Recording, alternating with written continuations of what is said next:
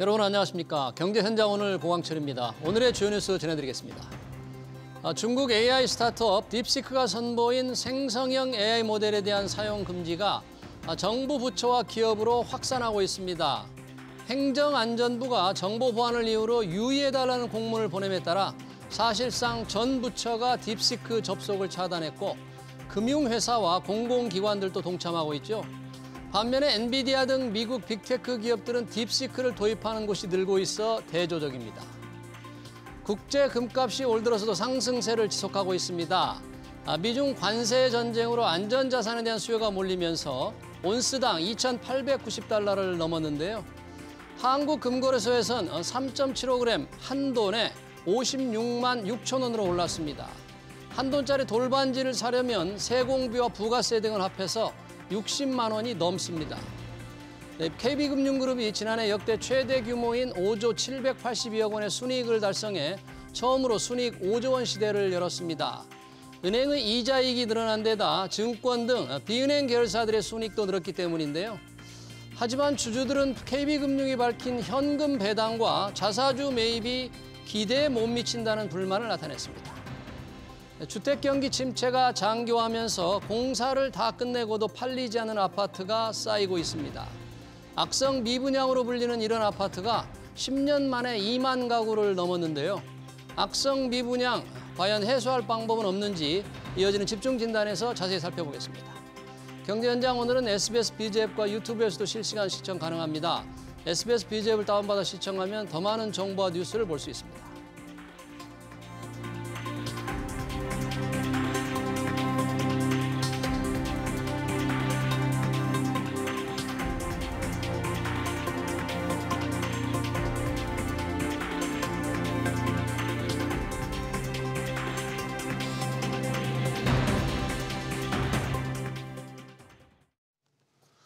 네, 아파트 공사를 끝내고도 팔지 못하면 건설사들은 망하게 됩니다. 그런 빈 아파트가 2만 가구를 넘어섰는데요. 건설사들이 분양가를 높게 정한 탓도 있지만 그만큼 경기가 좋지 않다는 뜻이죠.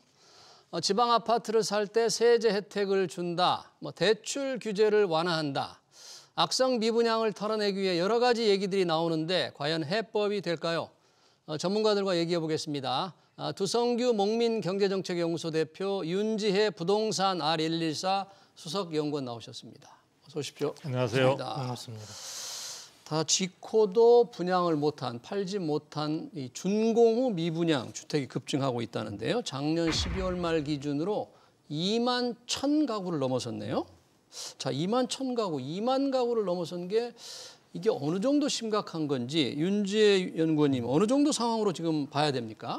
예, 준공후 미분양 시장에서는 이제 악성 미분양으로 분류가 됩니다. 예. 우리가 보통 분양을 하게 되면 공사 기간이 길게 잡으면 한 3년에서 한 4년 정도 걸리거든요. 예. 그러면 그 사이에 이제 건설사에서 이제 여러 가지 이벤트들을 합니다. 팔리지 않고 있으니까 금액을 깎아줄 수도 있고, 혹은 경품을 제공할 수도 있고, 혹은 무이자, 혹은 이자 후불제 이런 금융적인 이벤트를 하기도 합니다. 예. 그럼에도 불구하고 준공 때까지 3년에서 4년 사이에 못 팔았다면 사실은 자체적인 문제, 그러니까 입지적인 문제가 좀 있는 아파트라고 볼 수가 있는 거고요. 입지가 좀 안 좋다거나. 그리고 이제 최초 분양가가 상대적으로 수요자가 이제 매력을 못 느낄 정도로 높다 이렇게 평가를 하고 있다 이렇게 볼 수가 있는데. 예. 다만 이제 우리가 여기서 이제 좀 따져볼 부분들은 그럼 네. 얼마나 심각한 수준이냐라고 봤을 때는 과거 대비 사실은 심각하다고 보기는 어렵습니다. 그건 왜 그러냐면 우리가 이제 심각할 때가 2008년 글로벌 금융위기 때인데 예. 그때가 한 16만 5천 채 정도가 됐었습니다. 예. 이 준공후 미분양이 아니라 전체 그냥 미분양. 전체 미분양이 16만 채 정도가 있었고 예. 현재 이제 미분양 한 7만 채가 총 있지 않습니까? 네. 그러면 이제 절대적인 양 자체는 그때 이제 절반 이하 수준이니까 아주 심각하다 이렇게 볼 수 있는 상황은 아니고 예. 준공후 미분양도 이제 전체 7만 가구에 한 30% 비중을 차지하고 있습니다. 예. 중요한 지점은 이 준공후 미분양 비중이 계속 올라가고 있다는 지점이 하나가 있고요. 예.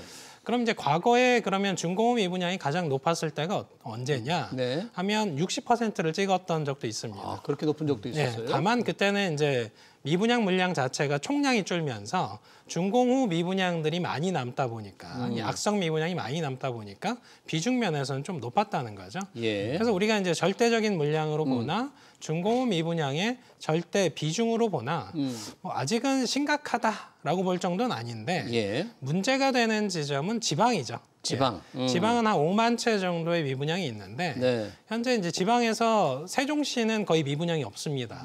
대구에 미분양이 쏠려 있는데 여기는 사실은 해갈개미가 거의 보이지 않습니다. 아, 예. 그래요? 예를 들어서 이제 전년도에 이제 대구 시장 관련해서 제가 이제 여러 가지 분석을 하면서 지자체 차원에서 이 분양 부분들을 막았던, 그러니까 사실은 좀 시점 조정을 했던 케이스들이 있는데 그게 한 2년 정도 지속이 되면서 이제는 준공 시점까지 도달을 했는데 분양을 못한 단지가 상당히 많습니다. 예. 그러다 보니까 분양과 동시에 바로 준공후 미분양이 되기 때문에 지금 대구 쪽에서는 지금 눈에 보이는 미분양보다 이미 착공을 했는데 미분양 집계로 안 잡히는 물량도 상당하다 이렇게 볼 수가 있습니다. 그러네요. 예. 그러면 앞으로 미분양이 더 늘어날 소지가 있다. 지금도 많은데 지역별로 잠깐 언급을 윤지혜 연구원이 해주셨습니다만 우리 두성규 대표님 보시기에 좀 지역별로 좀 차이라든지 특징이라든지 네네. 작년에 비하면 좀 변화라든지 어떤 걸 들 수 있을까요? 저는 조금 뭐 상황이 예사롭지 않다는 쪽으로 생각을 하고 있는데요. 예.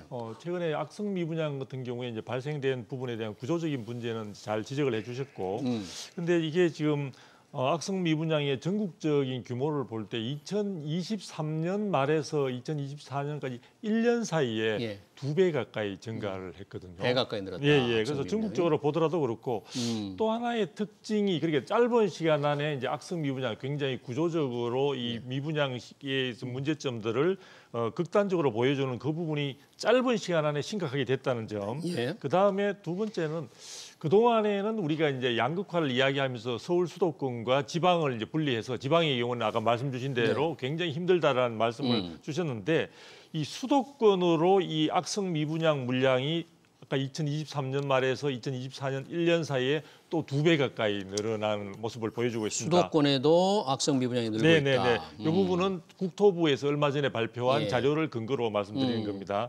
그래서 지방의 경우에도 물론 또 2배 가까이. 그래서 전체적으로 1년 사이에, 즉 2023년에서 2024년 1년 사이에 이러한 물량들이 특히 악성 미분양이라고 하는 미분양 중에서도 굉장히 곤혹스러운 이런 부분들이 2배로 늘어났다는 점이 시장 상황에서 심각함을 보여주고 있고요. 네. 문제는 더 심각한 문제는 뭐냐면요. 이러한 악성 미분양 혹은 미분양 문제를 해소하기가 현재로서는 쉽지 않다는 겁니다. 해소하기가 어렵다. 예, 전체적인 부동산 시장이 좀 위축되고 있는 모습도 보여주고 있고요. 예. 지금 최근에 와서는 어떤 보면은 내수 경기도 굉장히 이제 줄어들고 위축되는 그런 모습을 보여주고 있으니까 이런 부분들이 해소 가능성을 기대하기가 쉽지 않은데 이 부분은 조금 더 지나가면 어떻게 되느냐. 현재 악성 미분양을 안고 있는 건설업체들이 대부분 거기에 부동산 PF의 문제로 지금 그 공급을 한 것이기 때문에 그 부분에 대한 이자 부담이나 이런 것들로 인해서 건설사들의 재무구조 부분에도 굉장히 그러니까 단순히 공급이 과다해서 미분양으로 남아 있는 것이 시장 상황의 특징이다 이것으로 끝나는 것이 아니라 그 공급의 주체가 되고 있는 건설업체들의 위기 상황으로 이 부분들은 그러니까요. 늘어갈 수 있다. 그래서 네. 그런 점에서 본다면은 수도권까지 이 부분에 불이 번지고 있다는 점과 네. 그다음에 이 부분에 문제 해소가 쉽지 않기 때문에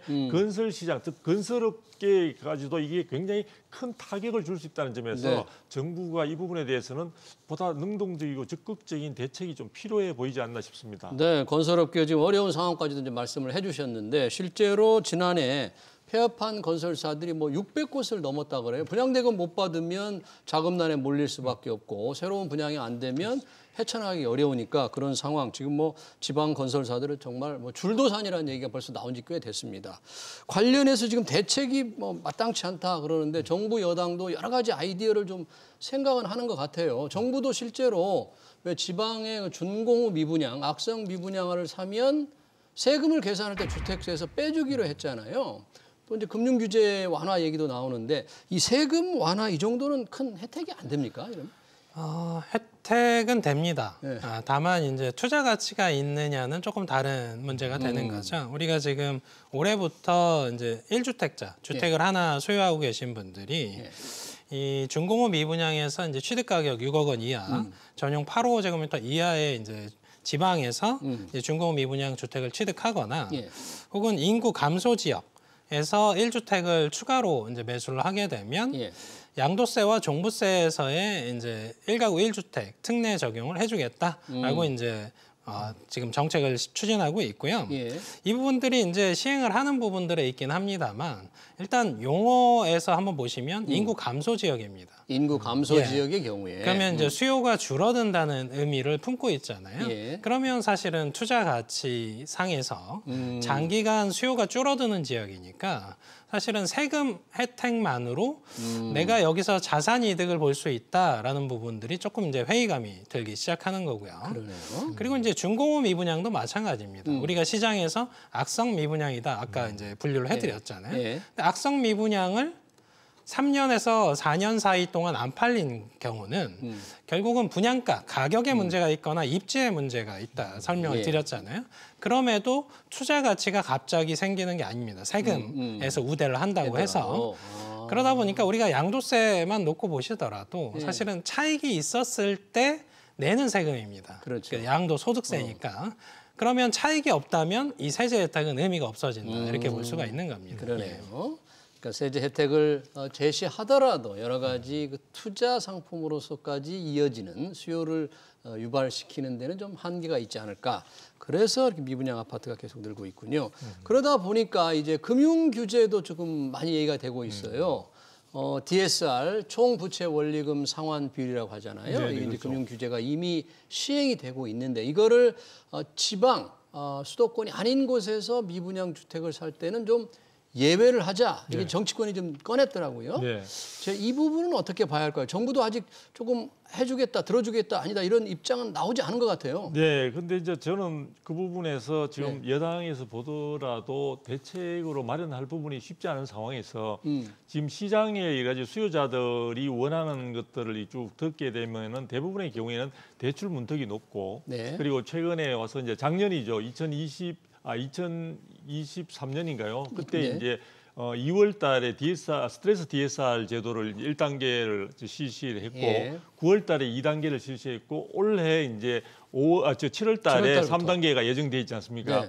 근데 이걸 뭐 복잡한 이야기 설명을 곁들일 필요 없이 궁극적으로는 대출 금액을 줄이는 그쪽에 규제를 강화하는 쪽이 돼 있는데 그런 부분들이 가뜩이나 서울 수도권에 어떤 인기가 있는 지역뿐만 아니라 저는 지방의 경우에도 당연히 이제 자금난이라든지 실질적으로 구입할 수 있는 원하는 사람들조차도 사실은 그 문턱 자체에서 대부분 다 그 기회를 포기하는 경우들이 많지 않냐 이래서 이런 부분들을 DSR 즉 여러 가지 그쪽에 총부채 원리금 상환 비율 자체를 보다 좀 완화시켜 준다. 예외로 하자. 대출이 좀 원활하지 않느냐. 그래서 그런 부분은 저는 일시적인 처방책으로서는 충분히 저는 뭐 그게 궁극적인 해결책이라기보다는 일시적인 처방책으로도 괜찮다고 보여지고요.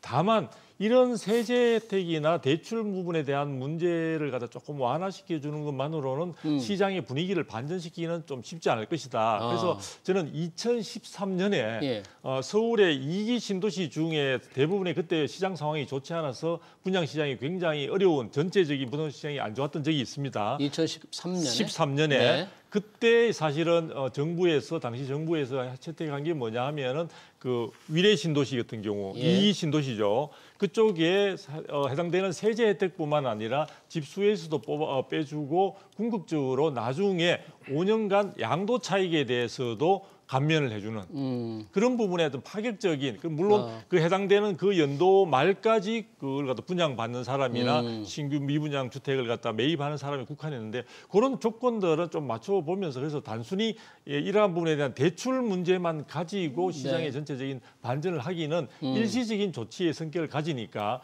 좀 더 종합적이고 체계적인 정책 부분에 대한 보완책들이 뒤따라야 되지 않나 싶습니다. 지금 여러 가지 대책도 이미 말씀해 주셨는데 언급한 DSR 뭔가 비수도권에 살 때 조금 예외로 하자. 한시로 적용을 배제하자는 거에 대해서도 금융당국이 아직 해주겠다는 얘기를 안 했어요. 아마도 이 제도가 지금 가계대출을 관리하는 데 조금 문제가 될 거다 이렇게 좀 걱정을 하는 듯하고 이거 해줘서 얘기한 대로 수요를 촉발할까? 뭐 이런 효과, 실효성에 대해서 조금 의문을 가지고 있는 것 같은데 네. 지금 양도소득세 한시제 관한 2013년 같은 뭔가 조금 파격적인 게 필요하다는 걸 주성규 박사님이 얘기해 주셨는데 우리 윤지혜 연구원님 보시기에는 어떤 대책, 그런 획기적인 대책이 지금 필요하고 필요한 시점이라고 봅니까? 예, 지방에서는 필요합니다. 지방에서는? 특히 우리가 지금 시장에서 문제가 되는 건 똘똘한 집 한 채 혹은 똘똘한 신축, 우리가 얼죽신이라고 부르는 이런 현상들이 세제 개편들이 이제 지연이 되면서 서울로 혹은 수도권으로 쏠림 현상들이 일어나면서 예. 지방 쪽까지 이제 동일한 대출 규제를 적용하게 되면 더더욱 똘똘한 쪽으로 집중을 하게 되면서 오히려 이제 어떻게 보면 직장 관계에서 소득 수준도 낮은 예. 지방 같은 경우는 더더욱 대출 여력이 줄어드는 문제점들이 있거든요. 예. 그래서 우리가 이제 미분양 주택에 한해서 DSR을 풀어서는 사실은 한쪽 정책에 해당되기 때문에 기존 주택 쪽도 같이 풀어줘야 됩니다. 기존 주택도 왜 그렇죠? 왜 그러냐면 우리가 1주택자가 이 자기 집을 팔고 예. 신축, 미분양으로 넘어갈 때 결국은 자기 집이 팔려야 넘어가는 거잖아요. 그렇죠. 그러니까 이걸 누가 사줘야 되잖아요. 아. 그럼 기존 주택 쪽에서 DSR 적용을 받는다고 하면 이걸 팔 수가 없기 때문에 이쪽으로 넘어가지도 못합니다. 그럼 이게 두 개가 연결고리를 형성을 해야 되는데 우리가 이제 가계부채 예, 이슈를 계속 가계부채 얘기합니다만 예. 사실은 수도권과 서울 쪽에서 가계부채 증가 속도가 빠른 거지 지방 쪽에서 빠른 게 아닙니다. 예. 그래서 총량으로 보자면 지방 쪽이 차지한 가계부채에서 차지하는 비중은 생각보다 낮다는 거죠. 네. 그러니까 이쪽 시장에서 가계부채 우려 때문에 못 풀어줘 이거보다는 이 서울 수도권 쪽에서의 대출 규제는 하되 지방 쪽에서는 미분양뿐만 아니라 기존 주택도 회전율을 좀 높여줘야 됩니다. 예. 이게 기본적인 수요 증대의 가장 중요한 키워드고요. 그러네요. 거기에 이제 차선책으로 세제적인 혜택들이 가미가 되면 그 효과들이 배가가 되는 거고요. 거기에 추가적으로 정부가 뭐 직접적으로 미분양을 매입하거나 이런 정책들이 과거에 있었습니다. 다만 정부에서 미분양을 직접 그렇습니다. 사준다. 직접 매입하고 환매 조건부로 하는 환매 조건부로? 예, 그렇게 하는 형태들이 있었는데 사실은 지금의 절대 총량이 과거 16만 채에 비해서는 7만 채 수준으로 눈에 보이게 큰 건 아니기 때문에 아직까지는 정부가 개입해서 매입할 정도는 아니다 이렇게 평가를 하고 있는 겁니다. 네, 지방의 경우에는 비단 미분양만이 아니라 미분양 주택만이 아니라 일반적으로 지방에 대해서는 DSR을 조금 예외를 광범위해야 되겠고요. 또 정부 그러니까 뭐 LH 등이 나설 수도 있을 것 같은데 이런 미분양 주택을 사는 문제는 전체적으로 미분양 주택의 절대수가 과거 안 좋았을 때보다는 특별히 많지 않기 때문에 아직은 조금 이르지 않느냐 이제 그런 얘기들도 좀 나올 수도 있겠죠. 그리고 제가 여기서 꼭 첨언을 네. 좀 하고 싶은 게 지금 이제 이야기들이 나오면서 지방의 미분양을 해소할 수 있는 방안을 이야기할 때 우리가 이제 가장 흔히 나오는 게 세제 문제, 혜택 문제, 네. 그다음에 이제 대출 부분에 대한 문제, 그다음에 여러 가지 다양한 부동산에 직접적인 연관이 있는 제도 부분들을 좀 보완해서 어떤 그 수요자들로 하여금 좀 관심을 갖도록 하자 이렇게 하는데 예. 그 가운데 그런 정책을 펴다 보면 또 항상 반대하는 쪽에서는 투기적인 세력들이 거기에 들어갈 수 있으니까 그 부분에 대한 반대를 많이 하거든요. 예. 그래서 저는 지방의 경우에는 지금 투기적인 세력들이 들어갈 수 있는 그런 환경이 전혀 아니기 때문에 그런 부분에 대해서는 걱정할 필요가 없다는 말씀을 드리면서 이런 미분양 문제 해소를 하기 위해서는 이게 지금 최근에 지방 소멸 문제라든지 네. 인구 감소 문제라든지 이런 부분들과 다 밀접한 연관이 되어 있습니다. 그래서 이러한 정책을 국토교통부의 한 부서에서 일방적으로 내기보다는 지금 그런 지방의 어떤 개발 문제라든지 아니면 거기에 주택을 쉽게 취득을 하면서 거기에 자녀를 데리고 가서 생활하기 좋은 환경을 만들어준다면 예. 예를 들어 그런 부분까지 모두 해서 정주할 수 있는 요건들을 굉장히 구축하는 그 부분과 결합이 되었을 때는 아마도 미분양 혜택의 어떤 이러한 정책들의 효과가 배가 되지 않을까 싶습니다. 네, 지방을 좀 살리는 문제는 또 그렇습니다. 워낙에 이제 중요하고 광범위한 일이고 네, 오래 네. 걸리는 문제이기 때문에 네. 이 당장의 미분양을 어떻게 해소하는 데는 좀 시간이 좀 필요할 것 같고요. 사실 부동산 시장이 좀 안 좋으니까 우리가 이 악성 미분양이라고 불리는 준공후 미분양을 얘기하고 있는데 최근에는 이 경매로 나오는 물건이 많다는 소식이 많이 들리더라고요. 네. 경기도 좀 좋지 않고 또 금리도 좀 내려간다고는 하던데 여전히 높은 편이거든요. 경매 상황은 좀 어떻습니까, 좀? 예, 경매와 관련해서는 이제 경매 총량에 대한 건수 그리고 이제 낙찰률, 낙찰 가율 이런 지표들로 우리가 분석을 할 수가 있는데요. 예. 지금 시장이 이제 가장 최근에 좋았을 때가 2021년 예. 정도가 되고요. 지금 안 좋다라고 보는 가장 최근자 지표가 이제 전년도 2024년입니다. 예. 그 두 개를 이제 비교해서 설명을 드릴게요. 예. 2021년에 이제 전국 아파트 경매 건수가 월 평균 한 1,000건 정도 있었고요. 네. 그 중에 이제 낙찰된 수준, 낙찰률이죠. 네. 그게 한 53% 정도 됩니다. 네.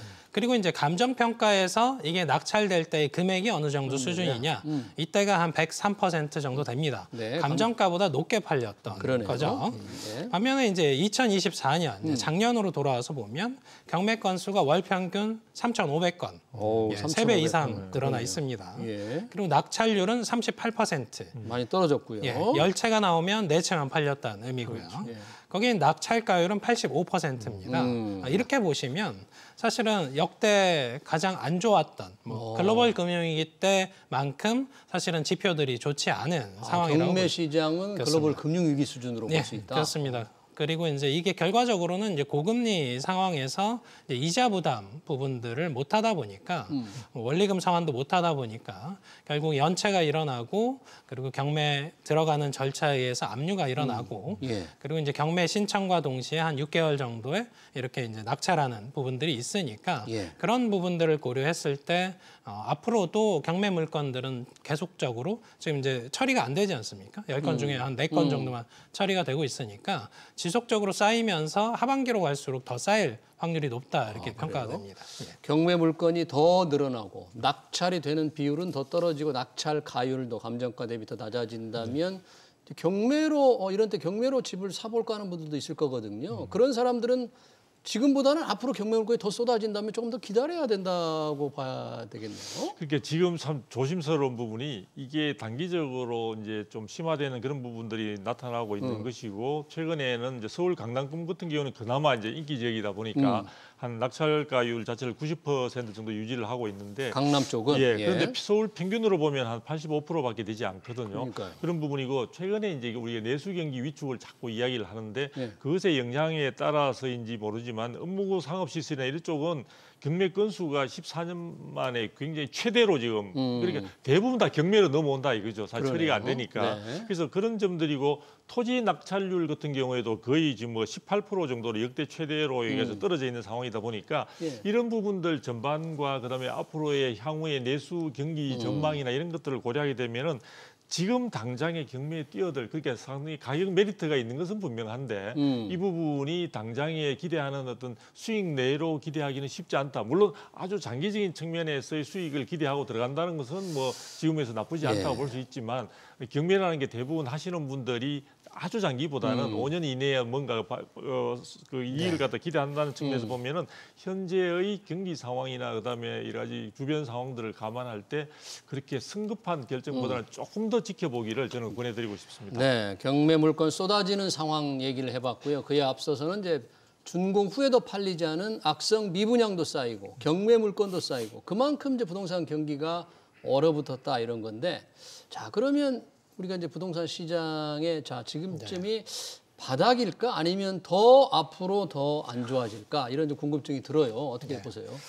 뭐 일단 뭐 바닥에 대한 부분들에 대한 시점들을 고려하려면 우리가 이제 선행 지표들을 봐야 됩니다. 예. 선행 지표들을 보는 데 있어서 공급과 관련된 부분들이 하나가 있고 공급. 예. 그리고 이제 수요와 관련된 부분이 또 하나가 있고 네. 그리고 이제 큰 축으로서 정책적인 이슈들이 있습니다. 네. 그래서 그걸 좀 나눠서 설명을 드리면 공급 부분은 우리가 시장에서 부동산 시장 쪽에 관심이 있으셨다면 올해 하반기로 갈수록 혹은 내년으로 이행될수록 공급 절벽 수준으로 직면을 합니다. 공급 절벽 예. 내년 정도. 그렇습니다. 올해는 공급 절벽은 아니고 공급 축소 수준으로 평가가 됩니다만 예. 내년으로 이행될수록 공급량의 총량 자체가 급격하게 줄어들기 때문에 예. 특히 서울 수도권에서는 사실은 2분기 이후, 그러니까 하반기로 갈수록 이 부분, 가격이 변동성이 커질 수 있는 이슈들이 있다. 이렇게 설명을 드릴 수가 있고요. 예. 그리고 이제 수요 측면에서는 이제 대출 규제가 지속적으로 진행되고 있는데 결과적으로 매매의 선행 지표는 전월세 시장과 관련된 지표입니다. 예. 그래서 이 부분들이 지금 월세 시장에서 보듯이 이제 고가 월세가 늘어나고 월세 지표는 최근 3년 사이에 사실은 급등했습니다. 월세는 예. 네. 거기에 이제 전세 대출 규제가 심화되면서 월세로 이제 이행되면서 예. 주거비는 계속 늘어나는 관점들이 있거든요. 그럼 매매의 선행 지표는 전월세 시장입니다. 그렇게 보시면 이사철에 해당되는 1분기 정도의 전월세 가격 움직임들이 굉장히 중요하다 이렇게 평가가 되고요. 예.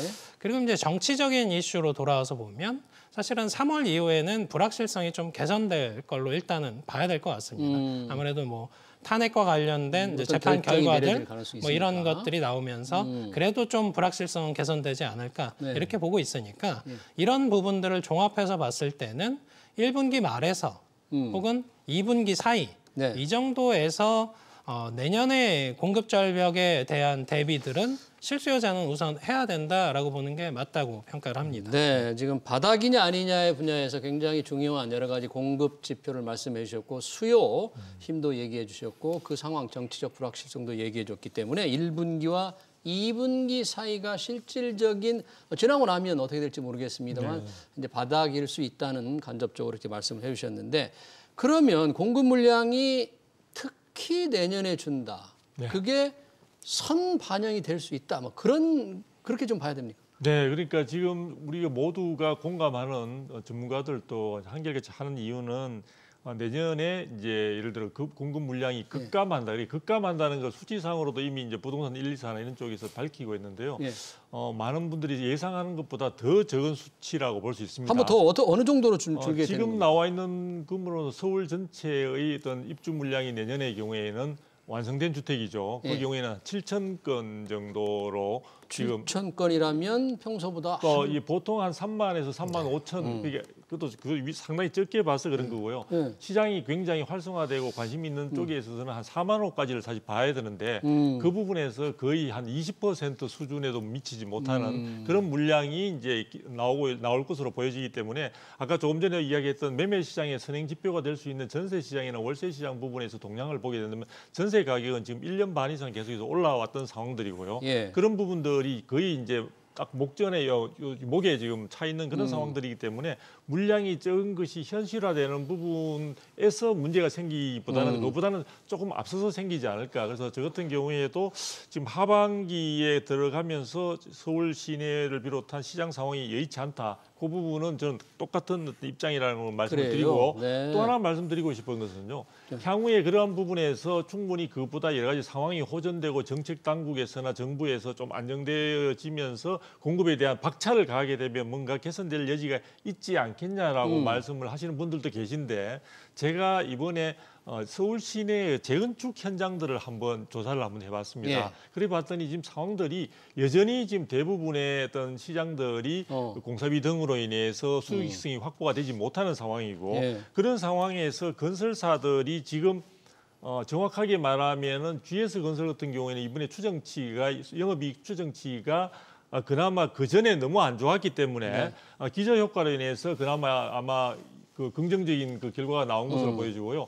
삼성 쪽에 레미안 쪽이 아마도 지금 거의 저 수익성이 아주 약한 그 부분이 있는데 나머지 건설사들은 지금 대단히 지금 어려운 상황에 직면해 있기 때문에 이러한 재건축 사업이 어떤 제도적인 개선이 된다 하더라도 건설을 담당하는 건설업계에서 이 부분들을 충분히 추진력 있게 같이 맞추어 줄 수 있느냐. 그래서 그런 상황들을 종합적으로 고려할 때 지금 7천 건 이하일 것이다라는 어떤 전망치 자체가 쉽게 말하면 과한 것이 아니다라는 알겠습니다. 말씀을 꼭 드리고 싶습니다. 네, 내년 입주에서 입주물량. 전망이 밝지 않기 때문에 네.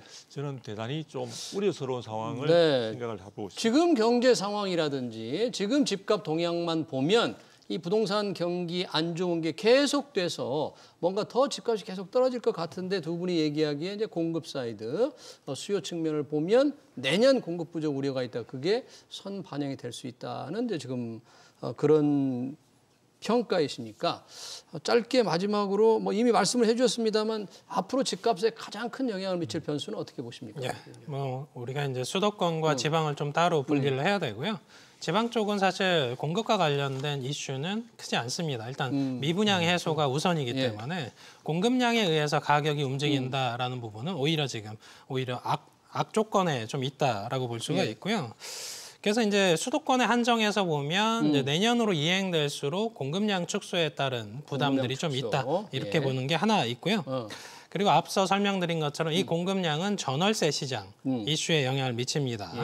거기에 이 대출 규제와 금리 인하 속도라는 부분까지 고려하시면 이 부분들 중심으로 시장 부분들이 어떻게 변경될지가 판단하실 수 있을 것 같습니다. 예. 잘 알겠습니다. 최근 공사를 끝내고도 팔지 못하는 준공업 미분양과 부동산 시장 동향 관련 토론 여기서 마치겠습니다. 지금까지 두선규 목민경제정책연구소 대표, 윤지혜 부동산 아릴리사 수석연구원이었습니다. 고맙습니다. 감사합니다. 네.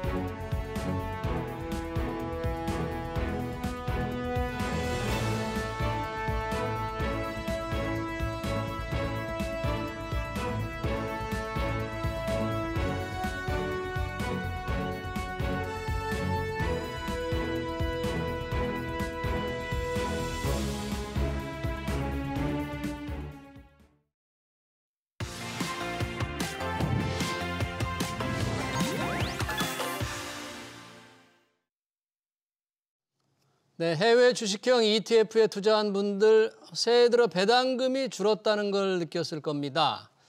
연금 계좌로 투자한 분들은 연금으로 받을 때 세금을 한 번 더 내야 하는 상황이 발생할 수도 있는데요. 해외 주식형 펀드 투자가 급증하는 상황, 세금이 왜 갑자기 달라졌는지 안진우 NH 아문디 자산운용 ETF 전략팀 팀장 모시고 얘기 들어보겠습니다. 팀장 어서 오십시오. 네, 안녕하십니까. 자, 해외 주식형 ETF 투자한 분들 정말 많은데요. 새해 들어서 이게 월 배당으로 받는 분들도 참 많더라고요. 네, 맞습니다. 그런데 배당으로 받는 세금 방식이 바뀌면서 이중 과세다, 뭐 과세 이연이다 여러 논란이 많습니다. 네, 맞습니다. 어떻게 바뀐 거예요, 지금 이게? 일단은 외국 납부세액에 대한 세금 처리 방식이 바뀌었습니다. 외국에서 낸 세금에 대한 처리 방식. 네, 맞습니다. 여기서 그 외국 납부세액이라고 하는 것은 아까 말씀하신 대로 ETF에서 미국 주식이라든지 이런 걸 가지고 있게 되는데 그 주식에서 분배금 배당금이 발생을 하지 않습니까? 그 배당금을 처리하는 방식이 세법상으로 바뀌었습니다. 이 세법이 21년도에 개정이 돼서 뭐 금투세라든지 이런 거 같이 시행이 되려고 하다가 계속 미뤄지면서 25년도 1월 1일부로 실제로 시행이 됐습니다. 1월부터 된 거네요. 예, 맞습니다. 네. 근데 그래서 어떻게 지금까지 그러니까 2024년까지는 세금을 어떻게 매겼는데 네네. 올 1월부터는 어떻게 바뀐가요? 2024년까지는 일단 미국으로 중심으로 말씀드리겠습니다. 미국에 투자한 주식형 ETF 같은 경우에는 미국 현지에서 발생하는 세금이 15% 정도가 됩니다. 배당금이 나왔을 때 15%를 원천 징수하고 배당 소득세를 15% 떼고 나옵니다. 그다음에 펀드로 들어오는데 이 펀드로 들어왔을 때 우리나라 국세청에서 그 15%를 다시 보전을 해줍니다. 15%를 뭐 다 보전해 주는 건 다 보전을 해줍니다. 다 보전해줘요? 그래서 다시 그 배당 분배금 세금을 떼기 전에 분배금만큼을 배당금만큼을 ETF에서 갖고 있게 되고요. 그리고 실제로 배당금이 발생을 했을 때가 아니라 실제로 ETF에서 고객한테 분배가 나갈 때 15.4%의 세금을 떼고 분배가 되게 돼 있던 게 과거의 방식이었습니다. 그러니까 ETF로 미국에서 세금을 낸 다음에 낸 세금을 우리 국세청이 이제 돌려주고 그런 다음에 분배금을 자기가 이제 나중에 받을 때 배당 소득세를 매겼다. 네, 맞습니다. 먼저 떼고 환급해주고 이제 나중에 세금을 매긴다. 예, 맞습니다. 이런 걸 국세청에서 선 환급해주고 투자자가 후 납부한다고 표현을 했었는데요. 25년부터 이 방식이 바뀌었습니다. 그래서 미국에서 15%를 떼면 과거에는 국세청에서 보전을 해줬지만 지금은 보전을 해주지 않습니다. 보전 안 해준다. 예, 보전 안 해주고 그럼 85만큼의 100이라는 분배금이 나왔을 때 85만큼의 분배금이 있지 않습니까? 그 분배금에 대해서 국내 세율과 미국 세율을 비교해서 네. 만약에 국내 세율이 14%인데 우리 14%면 미국 세율이 더 높다라고 하면은 세금을 더 이상 먹이지 않고 그대로 고객한테 분배가 되게 돼 있습니다. 미국 배당소득세는 15%, 우리는 네네. 14%니까 네네. 우리가 더 적으니까 뭐 그냥 15%뗀 걸로 끝. 맞습니다. 더 돌려주지 않는다 이러는 예, 거예요. 맞습니다. 네. 예. 그렇게 되다 보니까 실제로 일반 계좌에서 투자하시는 분들은 큰 차이가 없습니다. 일반 똑같이, 계좌는? 예, 15%를 떼고 받는 거기 때문에 거의 차이가 없는데 예. 이제 그 세금 과세 쪽에서 조금 그 이득이 되는 연금 계좌들에서 좀 문제가 발생을 하고 있습니다. 왜 연금 계좌들에서 이제 문제가 되는 거죠? 아, 그렇죠. 그 연금 계좌에서 발생되는 문제는 크게 두 가지인데요. 예.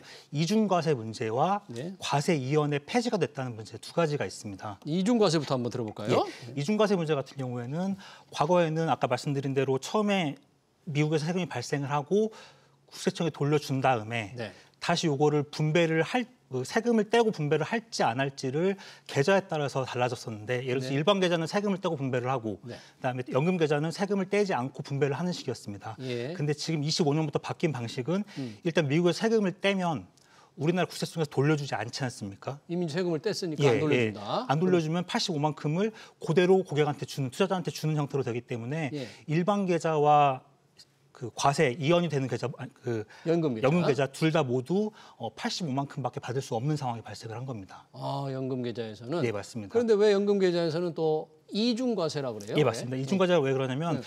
연금 계좌 같은 경우에는 나중에 이제 연령이 되셔서 세금을 수령을 할 때 3.3%에서 5.5%까지 과세가 됩니다. 연금 소득세가 과세가 되는데요. 연금 소득세? 예, 맞습니다. 이 연금 소득세 때문에 이중과세라고 말하고 있습니다. 아. 실제로 배당에 대해서 15%를 떼고 예. 나중에 실제로 이걸 그 연금을 받을 때 또 떼고. 3.3%를 또 떼고 그래서 이중과세라고 표현을 하고 있습니다. 이중과세 이거 투자하는 분들 굉장히 싫어할 텐데 왜냐하면 좀이라도 수익률을 더 올리기 위해서 연금 계좌를 통해서 주식형 ETF를 했는데 두 번 떼간다?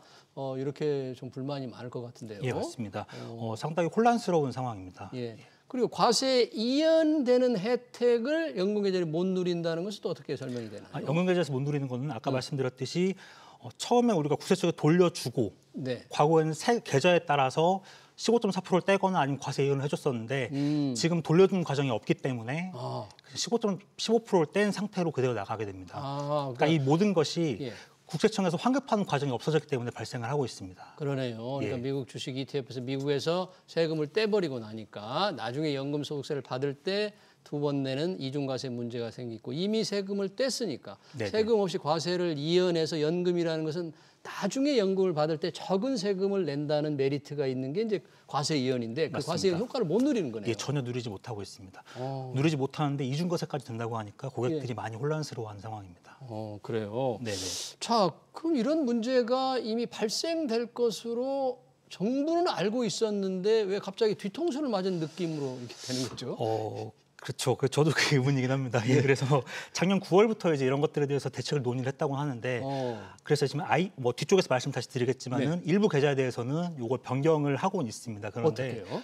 ISA 계좌 같은 경우는 올해 1월달에 세법 개정이 돼서 아마 상반기 중에 이런 이중과세가 없어지는 걸로 결정이 된 걸로 알고 있습니다. IS 계좌에서는요? 예, ISA 계좌에서는 그렇게 되는데 이 연금 계좌에서는 아직 확정이 안 돼서 아직은 지금 어떻게 할지 방식이 정해지지 않은 상태가 되고 있습니다. 그럼 IS 계좌 말고 연금 계좌로 이 주식형 해외 주식형 ETF 투자한 분들 많거든요. 네, 맞습니다. 그분들이 가만히 있지 않을 텐데 정부도 뭔가 검토한다는 말을 하던데 이거를 어떻게 구제할 수가 있죠? 만약 구제를 한다고 생각하면? 실제로 구제를 할 수 있는 방법은 세금을 지금 1월 달부터 떼고 있지 않습니까? 이 세금을 돌려주는 방법으로 될 가능성이 매우 높습니다. 연금 소득세 뗀 거를 네네, 돌려준다. 예. 돌려줄 수 있나 그게? 불가능하진 않은 걸로 알고 그래요? 있습니다. 예. 그 세법을 고쳐야 되는 거죠. 예, 세법 먼저 고쳐야 됩니다. 근데 정부가 뭐 세법 고친다 그러면 그게 부지 하세월일 텐데 뭐 올해 되겠어요? 그래서 올해는 지금 힘들 걸로 보고 있고요. 지금 일단 아까 말씀드린 ISA 계좌는 세법이 변경이 되었기 때문에 올해 상반기 중에 전산개발까지 완료를 한다고 하지만 그 연금 계좌 같은 경우에는 아직 어떻게 할지 정해지지 않았기 때문에 그 논의를 하고 나중에 전산개발까지 실제로 적용이 된다고 하면은 시간이 꽤 올해 안에는 때는 힘들지 않을까가 업계의 의견이긴 합니다. 그래요. 왜냐하면 예. 연금 받는 사람이 수도 없이 많고 그 네네. 연금 받는 형태가 나이마다 다르고 어느 네네. 정도 계좌를 유지하느냐에 다르기 때문에 그 전산개발이 지금 이렇게 정부가 말을 해서 환급해준다 얘기는 하지만 그게 굉장히 복잡할 거거든요. 그렇죠. 특히 세금 같은 경우에는 아까 말씀하신 대로 개인별로 다 다르고 민감한 문제이기 때문에 이 전산 개발 자체도 굉장히 오래 걸리고 이 세법 개정 후에 전산 개발이 보통 들어가기 때문에 그 시간은 꽤 걸릴 수 있을 것 같습니다. 설령 세법 개정을 해서 네네. 받은 세금, 연금소득세를 환급해줘서 이중과세 문제를 해결한다고 하더라도 네네. 이미 미국에서 한번 세금을 뗐으니까 네네. 배당소득세를 과세 이연 효과는 못 누리는 거네. 이중과세는 맞습니다. 해결되지만 예, 예. 설령 이중과세 해결될지 안 될지도 모르지만 설령 예, 예. 한다고 하더라도 그러니까 이중과세 같은 경우에는 일단 해결이 될 거라고 보고 있는 이유가 이중과세는 약간 맞고 틀리고의 문제이기 때문에 이중과세는 해결이 폐지가 될 것 같습니다. 기대를 폐지가 될 것 합니다만, 같은데 예. 다만 이 과세 이연 같은 경우는 쉽지 않을 걸로 보고 있습니다. 그러네요. 네. 야, 이러면 아무래도 지금 해외 주식형 ETF 그동안 많이 들었잖아요. 예, 맞습니다. 어느 정도 지금 자산 규모가 돼요? 지금 해외 주식형 중에서도 미국 주식형이 제일 많은데요. 네. 대부분이 지금 미국 주식형에 많이 투자를 하고 있습니다. 미국 주식형 ETF는 약 39.7조가 됩니다. 40조 가까이 되네요. 예, 40조가 됩니다. 그래서 네. 전체 ETF 시장의 한 21.8% 정도를 차지하고 있습니다. 네. 굉장히 많이 늘고 있고요. 예. 특히 미국 주식 같은 경우에는 S&P 500이라든지 나스닥 100, 아니면 배당주들, 아니면 테크주들, 아니면 빅테크주들 이런 주식 위주로 많이 투자를 하고 계셔가지고 예. 지금 39조까지 늘어난 상태입니다. 그러네요. 네.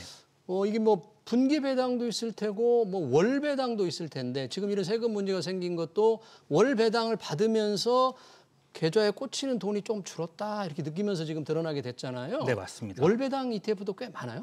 월배당 ETF는 지금 한 11조 정도로 파악을 하고 있습니다. 예. 11% 정도. 예. 자, 그 정도면 11조 정도로 파악을 하고 11조, 있습니다. 11조 정도 상당히 네네. 적지 않은데 아까 이 해외 주식형 ETF에 우리 국내 투자자들이 많이 한다고 했지 않습니까? 네네. 미국이 한 40조. 예, 맞습니다. 그렇죠? 40조 정도입니다. 예. 네. 몇 가지 S&P 500 상품을 좀 얘기해 주셨는데 기왕에 우리 국내 투자자들이 선호하는 해외 주식형 ETF 어떤 것들이 조금 구체적으로 말씀해 줄 수 있습니까? 예. 지금 주로 많은 것들 보면 개별 ETF로 말씀을 드리면은 예. 타이거 S&P 500이 한 7.8조 정도가 되고요. 타이거 S&P 500. ETF가 한 7.8조 정도가 됩니다. 예. 그리고 미국 나스닥 100이 한 4.7조 정도가 되고요. 나스닥 100. 예. 타이거 미국 테크 탑 10이라는 ETF가 있습니다. 테크주에 투자하는 ETF 이게 테크 톱 10. 네, 맞습니다. 예. 다 타이거예요. 예. 큰 게 우연이에요. 그렇게 되고 있습니다. 예. 3.3조 정도가 되고 있습니다. 네. 그러면 S&P 500 지수를 쫓는 것이고 나스닥 100은 나스닥 지수를 쫓는 것이고 네, 맞습니다. 테크 탑 10, 야, 이거 엔비디아 뭐 이런 주식 쫓는 예, 거네요. 맞습니다. 예. 이런 주식의 수익률 같은 게 참 좋습니까? 현장에서 보시기에? 수익률이 상당히 좋은 편이었습니다. 그래서 작년 같은 경우에는 미국 주식에 투자하지 않으신 분들 오히려 박탈감을 느낄 정도로 좋았는데요. 예. S&P 같은 경우는 작년에 한 40% 정도의 수익을 나타냈고요. 40%? 예, 나스닥 같은 경우에도 비슷한 수준으로 나타냈고, 그래요. 테크 같은 경우에는 거의 한 70%에서 80% 정도, 어. 뭐 인공지능에 투자한 ETF 같은 경우 극단적으로 거의 한 100% 정도의 수익률을 작년 한 해 동안 기록을 했습니다. 그래서 그래요? 국내 증시가 상대적으로 좀 침체가 돼 있었기 때문에 네. 이런 것들이 오히려 더 수익률이 높게 상대적으로 보였던 것 같습니다. 그래요. 네. 올 들어서는 좀 미중 관세 전장이다 뭐다 해서 증시가 조금 이렇게 변동성이 좀 있고 테크 주식들에 대한 메리트가 조금 떨어지는 듯한 느낌이 드는데 네네. 현장에서 ETF 영업을 하다 보면 네. 많은 이제 돈 있는 분들이라든지 투자자들이 해외 주식형 ETF를 찾는데 네네. 훨씬 더 계속 상승세가 좀 증가세가 계속 이어지는 것 같아요? 아니면 좀 변화가 좀 있는 것 같아요? 계속 이어지는 것 같습니다. 아, 그래요? 특히 미국 쪽에 대한 투자들은 계속 지금도 이어지고 있는 것 같고요. 미국 주식은? 특히 관세로 인해서 저희들이 아무래도 불이익을 받을 수 있는 나라에 속해 있지 않습니까? 그럼요. 예. 약간 우리 주식이 막 떨어지는 거 그래서 보면 차라리 뭐 속된 말로 이렇게 피해를 보는 국가에 투자를 하느니 차라리 본토에 투자를 아예 하겠다는 미국에 투자하겠다. 심리도 상당 부분 있는 것 같습니다. 그리고 실제로 작년 수익률이나 그 전에 수익률을 계속 보더라도 네. 미국 쪽들이 원체 수익률이 좋았기 좋으니까. 때문에 그 흐름이 계속 이어지고 있는 것 같습니다. 그러면 이번에 이제 이중과세 연금 투자자들 이중과세 문제도 생기고 배당금이 줄었다는 불만도 나오면서 자꾸 언론에 보도가 많이 되니까 네네. 이런 부분들 좀 문의가 많잖아요. 예, 맞습니다. 그분들은 어떻게 지금 그분들한테 어떻게 얘기를 해요? 그분들 같은 경우는 일단은 과세 이연은 폐지가 됐지만 과세 이연은? 분배금에 대한 과세 이연은 폐지가 됐지만 과세 이하는 이제 혜택을 못 받지만 매매 차익에 대한 과세 이연은 남아 있습니다. 그건 무슨 뜻이죠? 예를 들면 ETF를 매매했을 때 예. 일반 계좌에서 해외 주식 ETF를 매매했을 때는 그 수익금에 대해서 예. 15.4%의 15.4%. 세금이 발생을 하게 됩니다. 예. 예를 들어서 아까 말한 미국 나스닥 100 같은 경우는 40% 정도가 올랐는데요. 예. 10,000원이라고 했을 때 약 4,000원 정도의 수익이 발생하지 않습니까? 네. 이거에 15.4%인 한 600원 정도의 세금이 발생을 하게 됩니다. 근데 연금계좌에서 매매를 할 때는 이 세금이 과세 이연돼서 나중에 연금소득세 3.3%에서 5.5%로 네. 납부를 하게 됩니다. 그래서 네. 15.4%보다 훨씬 낮은 세율로 납부가 되게 돼 있죠. 그래서 아까 말씀드린 과세 이연이 크게 분배금에 대한 과세 이연과 분배금과 매매 차익에 대한 과세 이연 두 가지가 있는데 달라요? 예, 다릅니다. 예. 아. 그래서 예를 들어서 미국 그 나스닥 뭐 S&P 500 같은 경우는 예. 분배율은 한 1.2%밖에 되지 않습니다. 1.2%? 100이란 자산에 있어서 한 1.2밖에 되지 않는데 예. 매매 차익 같은 경우는 내가 수익금이기 때문에 예. 한 40% 정도니까 100이란 자산에 대해서 40이라는 수익이 발생을 하게 됩니다. 어. 그래서 거기에 대해서 뭐 15.4%의 차이니까 예. 아무래도 그 1.2라는 분배금보다는 40이라는 매매 차익에 대한 세금이 더 크기 때문에 그러니까 매매 차익에 대한 과세 이연은 예. 누릴 수 있다는 예, 거니? 맞습니다. 예, 예. 어. 약간 그래서 화가 난 상황이긴 하지만 하지만 그래도 매매 차익에 대한 그 세금 이연 과세 이연이 꽤 크기 때문에 그러니까 좀 조금 계속 참으셔라라고 참으셔라. 말씀을 드리고 있습니다. 네, 투자자들이 참는 것보다 정부가 빨리 대책을 마련해야 되는데 아까 예, 이게 맞습니다. 세법 개정이 쉽게 될 수 있는 문제가 아니거든요. 네네. 그러다 보니까 이제 뭐 ETF에 관련된 뭐라 그럽니까 해외 소득 이 투자자들을 증권사들이라든지 경쟁이 좀 치열해서 뭐 예, 예. 수수료를 많이 깎아주는 경쟁이 지금 치열하다면서요? 예, 지금 어때요? 네, 수수료도 많이 그 실제 매매 수수료도 많이 깎아주고 있고요. 네. ETF 보수 인하도 많이 하고 있습니다. 보수 얼마나 예. 좀 뭐 많이 낮추는 데가 나오는 것 같아요 지금 벌써. 예, 지금 어마어마하게 많이 낮아져갖고 지금 그래요? 약간 뭐 운용사에 종사한 입장에서는 예. 약간 가슴이 아플 정도로 많이 낮아지고 있습니다. 네, 예. 보수를 좀 낮춰야만 또 네네. 왜냐하면 사실 투자할 때 그 네네. 상품의 투자 수익률도 중요하지만 네네. 이 보수가 수익률에 영향을 미치는 게 꽤 크거든요. 예, 근데 그렇습니다. 투자자들이 보수를 조금 간과하거나 무시했다가는 자기가 받는 수익률의 변화가 크기 예, 때문에 맞습니다. 증권사들도 이런 걸 걱정을 하지 않을 수가 없을 것 같아요. 실제로 운용사에서 미국 사례를 보더라도 S&P 500 ETF가 가장 컸던 ETF가 보수를 인한 ETF한테 순위를 1위를 내주는 상황이 얼마 전에 있었거든요. 보수를 낮춘 것한테 1등을 뺏겼다? 예, 맞습니다. 그래서 지금 보수 인하 같은 경우에는 투자자 입장에서 상당히 좀 바람직하게 인하를 하고 있는 것 같습니다. 그러니까 투자자들이 꼭 그 상품을 고를 때 네네. 이 상품의 보수가 얼마인지를 반드시 알아야 된다. 이런 걸 좀 영업할 때 자세히 좀 알려줬으면 좋겠더라고요. 예, 맞습니다. 그리고 요즘엔 투자자분들이 더 많이 챙기셔가지고 어차피 S&P 500이라고 하면 같은 종목에 투자를 하게 되는데 예. 이왕이면 보수가 낮은 종목, 왜냐하면 이게 10년 동안 투자한다고 했을 때 그러니까요. 작은 차이도 굉장히 커지기 때문에 네. 이왕이면 좀 보수가 낮은 종목에 투자하시는 분들이 많이 있는 것 같습니다. 네, 잘 알겠습니다. 최근 해외 주식형 ETF의 이중과세 문제, 과세 이연 문제와 함께 또 수수료 인하 여러 가지 얘기를 두루두루 들어봤습니다. 지금까지 안진우 NH 아문디 자산운용 ETF 전략팀 팀장이었습니다. 팀장님 고맙습니다. 네, 감사합니다.